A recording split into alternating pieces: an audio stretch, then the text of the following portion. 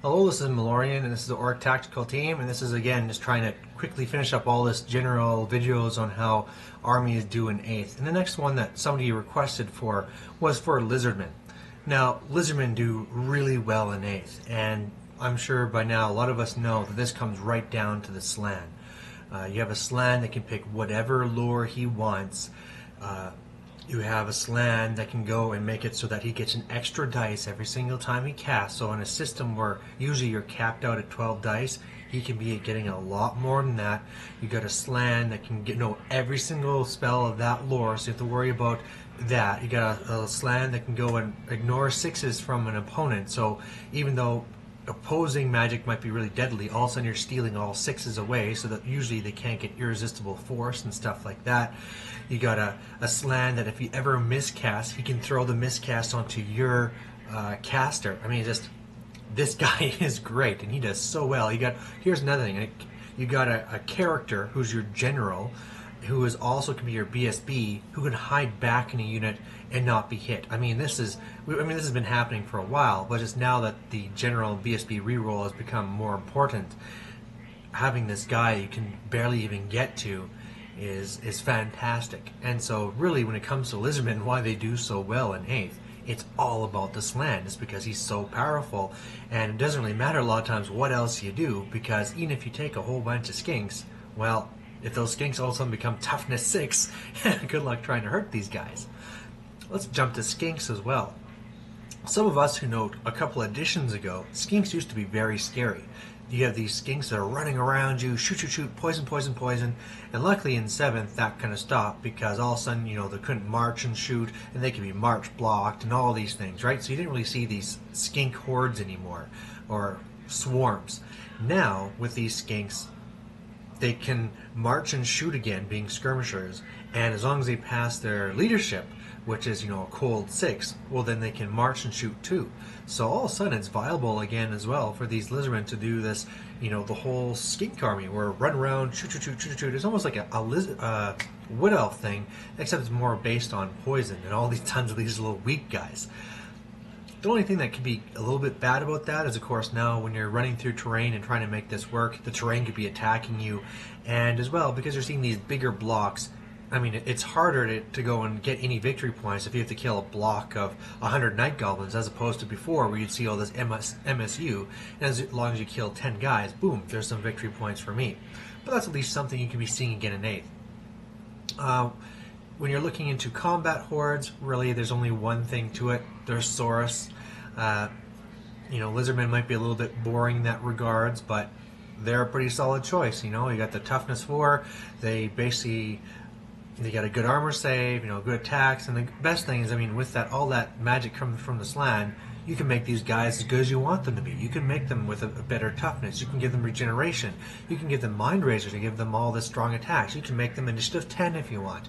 It's just so much you can do with a unit that's already good and just make even better. And the great thing about that when you're playing is that it's just reliability. You take your big block of 40 or 50 Saurus, throw it up. If you don't get any magic on them, well, they're still going to do just fine. If you do get magic on them, they're going to dominate and win with no problem. So they got that going for them.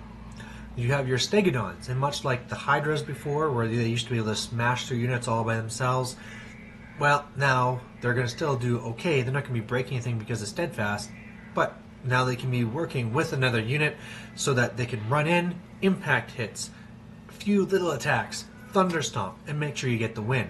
And what you can do then is, if you combine this with that unit that goes for ranks, and Lizardmen have a fairly good unit, they have cheap little skinks, 5-point skinks they can take tons of and make a big long ranked unit, well, there you go. Same tactic that you try and look for everywhere.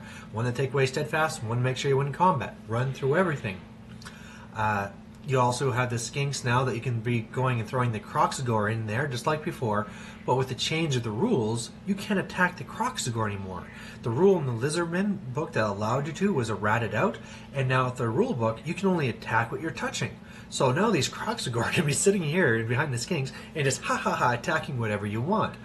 And, combining them with something else aside, the whole Scrox unit, Skink and Croxagore mix, can do fairly solid now that they have Steadfast. I mean, that used to be the problem before. A lot of the skinks would die, and then you get run down, and it was all pretty useless, other being like a fast, flanking unit. Well, now this unit that could have, say, 3 Kroxigor and at least 24 skinks in it is great for running around and taking out opponents' monsters, because you're going to be steadfast. Sure, he's going to be killing tons of your skinks, but the whole time your Kroxigor are just whittling down that monster, and eventually it's going to go down. I mean, you can be taking out the Hell Pit Abominations and all this stuff and the Hydras, while the rest of your army deals with the other things. So that's fantastic. Another great thing about the Lizardmen now in 8th is the Chameleons. We have these Scouters with the poison and everything, and now that you don't randomize against the War Machines, well, you can do really well of just moving up, poison, War Machine is dead, right? As long as you get at least 3 poisons for most. It's only 2 poisons if you're against one of the High Elf or Dark Elf, repeat bolt throwers, or War Machine's dead. So these Chameleons can make their points back really fast. Of course, the usual thing if you're up against a big unit of Minotaurs or Ogres or one of those, monstrous infantry, they're also great for trying to pick off a few of those guys before combat if needed, all that stuff. And yeah, I mean, just great stuff. When you go to your characters, of course, it's all about, like I said, the slan there. You can be throwing in a few support characters. An Old Blood can be nice. I mean, as opposed to some of the other armies, unless you get Mind Razor off, you don't really have a lot of hard-hitting things. So when it comes to combat, you might want to have an Old Blood in there to be going and dealing with monsters that you're tied up with, or with enemy characters. And an Old Blood can be very strong. You can't rely on putting him on a cold one anymore for the armor save because of how he'll be picked off by cannons and things, because you won't get a lookout, sir. But he's still very, very strong. The only thing is, a lot of times it seems that point for point it's better just to take several Scarvets instead. I mean, take some Scarvets, you can even just give them nothing except for light armor and a great weapon. Throw them in there and they'll just be bashing things, and then you have those nutcrackers basically in your regular anvil of Saurus. So that can be really good. Unfortunately, the biggest problem with that is that GW doesn't have any models for it, so you have to go and kind of make up your own thing up, but there you have it. So core, they got fantastic Saurus, they got fantastic Skinks, even the Scrox units work very well. For their special, Stegodons do okay, your Chameleons do okay. And then for rare, I didn't even get to this yet, we have our Salamanders. Now, Salamanders got way better in 8th. They can march and shoot because they're skirmishers, no more partials and templates, so they're great for killing lots of guys. If you're against a whole bunch of Night Goblins, a whole bunch of Marauders or something, flame, flame, flame, flame, flame. And the thing that used to be good before is that you'd cause panic tests, and panic tests are easy to fail. And now that you have the BSB reroll, that's not as big of a thing. But hey, if you catch those blocks on the flanks, you can make them fail and run off the board. So, march in between the line, and then first shot, hit the flank units, hopefully make them panic off the board, and then after that, you're just blasting those center units. So, great stuff there in rare, and then of course, like I said, in magic, just amazing. The slan is just dominatingly powerful. So, there you have it. Lizardmen.